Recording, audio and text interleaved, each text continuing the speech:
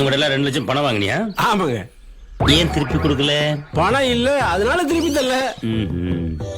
சரி, பணத்தை எப்பதான் தருவேன்? பணம் வரும்போது தருவேன். பணம் எப்போ வரும்? தரும்போது வரும்.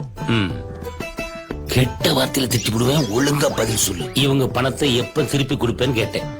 ஏங்க, அவர் தரும்போது வருங்க. யாரா யாரு?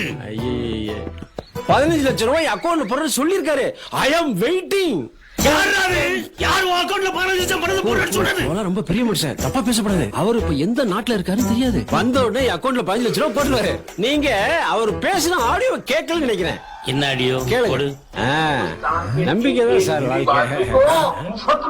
15-20 लाख रुपए यूं ही मिल जाए, 15-20 लाख रुपए यूं ही मिल जाए, 15-20 लाख रुपए. இவருதானா? ஆமாமா. பணம் வந்துரும், நீங்களும் வாங்கி. நான் ரொம்ப கான்பிடண்டா இருக்கேங்க. ரொம்ப சந்தோஷம்.